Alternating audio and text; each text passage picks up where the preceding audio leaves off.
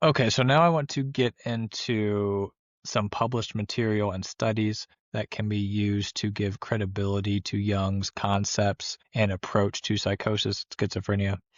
So, in order to attempt to validate Jung's approach, we have to look at the natural course of illness when it comes to psychotic or schizophrenia spectrum diagnoses. So, what happens to people naturally? We then have to compare that with the course and outcomes of conventional treatment that uses neuroleptics, also known as antipsychotics, because this presumes that the disorder and symptoms are the result of a broken brain or disease state.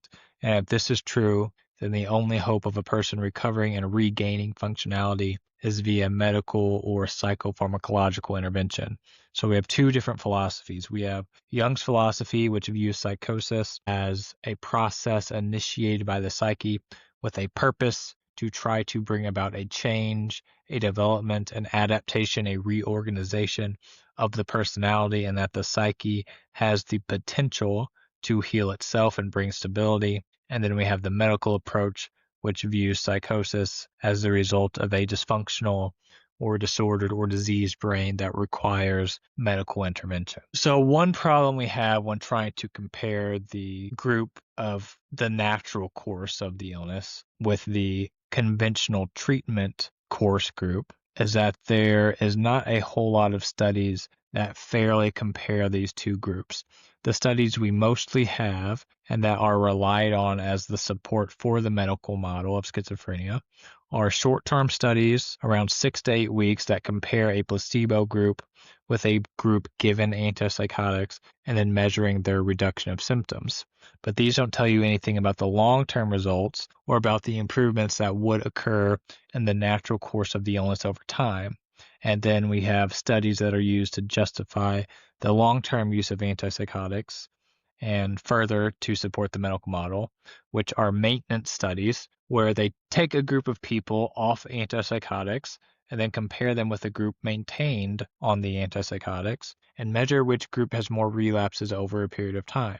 But again, this does not tell you what would have happened in the natural course of events if those studied were never treated with the conventional interventions. So there are studies and data available from the early and mid 20th century that we could look at, such as the discharge rates of people diagnosed with schizophrenia who were hospitalized in institutions and how they fared. But I'm not going to spend time looking at those because I want to focus on more modern studies. However, if you want to look further into this, I would recommend reading Anatomy of an Epidemic by Robert Whitaker, who documents the history of psychiatric outcomes in the 20th century. And what he finds and documents is that the majority of people diagnosed for a first episode of schizophrenia, so over 50% of people in the mid 20th century, this is before the introduction of Thorazine as a widespread first line of treatment, the first antipsychotic, that over 50% were discharged within a year and able to return to the community with good social outcomes. And many, if not most, of these people did not have relapses in follow-ups of several years. So there is data from early on that suggests that there are people who recover from schizophrenia naturally. And this would support Jung's model that the psyche can heal itself and stabilize itself if it is allowed to go through and complete this process. Okay, so in the 1970s, the National Institute of Mental Health funded a few studies to actually look at and compare what happens with groups who are treated alternatively with minimal antipsychotic treatment versus the traditional standard conventional approach of antipsychotic intervention and maintenance. And one of these projects that was funded was called the Soteria project. And this was ran by Dr. Lauren Mosher, who was a psychiatrist at the NIMH. And he was actually the head of schizophrenia studies there. And Dr. Mosher did not share the view of some of his peers that schizophrenia was solely a biological disease. He actually thought that a lot of cases of schizophrenia were the result of inner emotional trauma and that a person could struggle through the content and experience and come out the other side of it healed. And he thought the most important area of intervention was on providing supportive, nurturing, compassionate human relationships. So similar to what was going on, or what we talked about was going on at Diabasis with Dr. John Ware Perry. So the Soteria project went on for 12 years, from 71 to 83. And it compared residential treatment in the community and minimal use of antipsychotic medication with usual hospital treatment for patients with early episode schizophrenia spectrum psychosis. So Soteria was ran out of a large house. It was, like Diabasis, created to have more of a home atmosphere. And there was also paraprofessionals, like there was at Diabasis, people who were students who were essentially chosen to be able to relate to the patients and to be able to provide a specific quality of supportive relationship. They were not typically trained clinicians, you could say, and they didn't force antipsychotic medication on anyone. They would use it in acute situations or short term if necessary. And the patients at Soteria were younger people. So talking about early young adulthood, people who were going through their first early episode of schizophrenia or psychosis. So there were only 6 patients there at a time.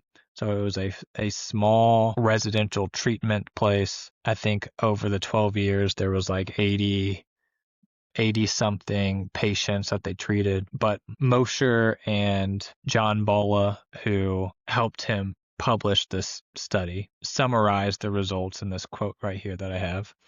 So completing subjects had significantly better composite outcomes of a medium effect size at Soteria.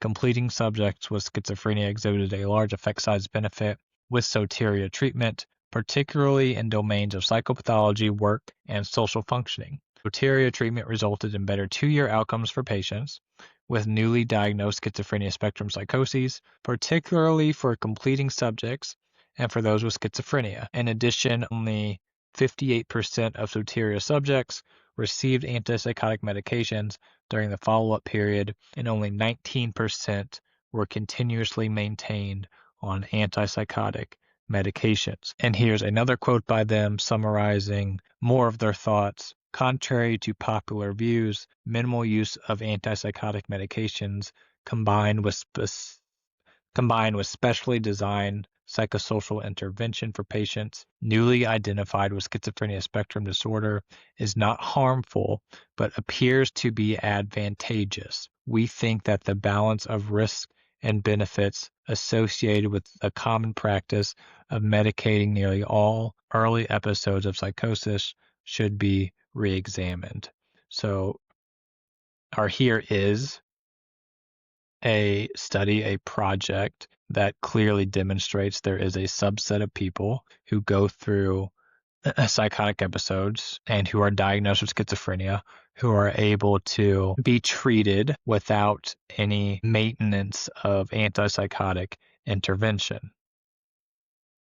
And here's a quote by Paris Williams further talking about the results of the Soteria project, just to highlight this a bit more. In a 2-year longitudinal study, patients who were hospitalized with their first psychotic episode and who volunteered to participate were randomized into 2 groups, with members of one group moving into the Soteria house and members of the other group receiving standard psychiatric treatment. After 2 years, the Soteria residents showed equal or better outcome measurements on all 8 assessment points, having demonstrated the largest gains in the areas of psychopathology, social functioning, and employment. Also, a significantly higher percentage of the Soteria house residents were living independently, had fewer hospital readmissions, and far fewer of them were using psychiatric drugs. So if this approach was this successful and was proven to be superior to the standard treatment of early episode psychosis and schizophrenia, why did this not become more accessible or a part of the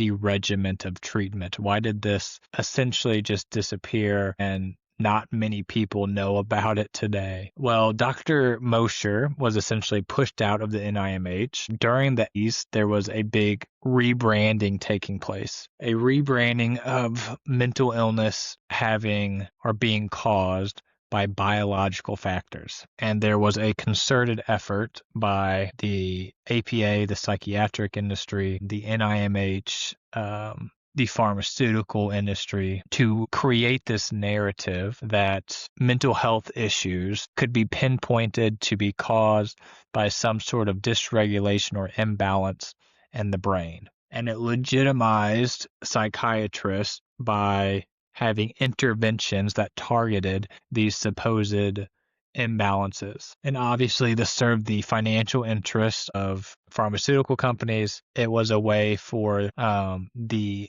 NIMH to get more funding from the government to study these things.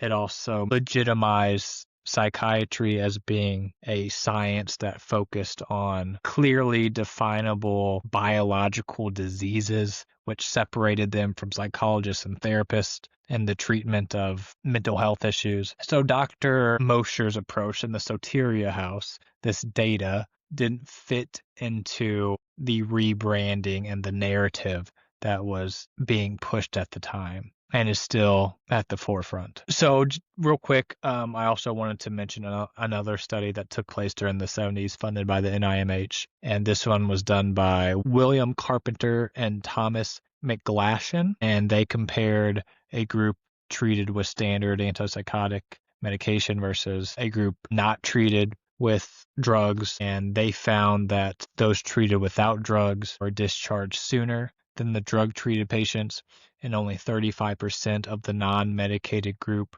relapsed within a year after discharge, compared to 45% of the medicated group. The off-drug patients also suffer less from depression, blunted emotions, and retarded movements. And the patients in this group actually told Carpenter and McGlashan that they found it gratifying and informative to have gone through their psychotic episodes without having their feelings numbed by drugs. And Carpenter and McGlashan actually concluded that the patients who were treated with drugs, because they didn't have the learning experience that was gained from the non-medicated group by going through the psychotic episode, that they were less able to cope with subsequent life stressors. So this maps on perfectly with Jung's approach that psychosis was attempting to bring a development of the personality. And because the people in this study by Carpenter and McGlashan successfully went through this development, they developed in a way that allowed them to subsequently cope with life more effectively and deal with stressors more effectively.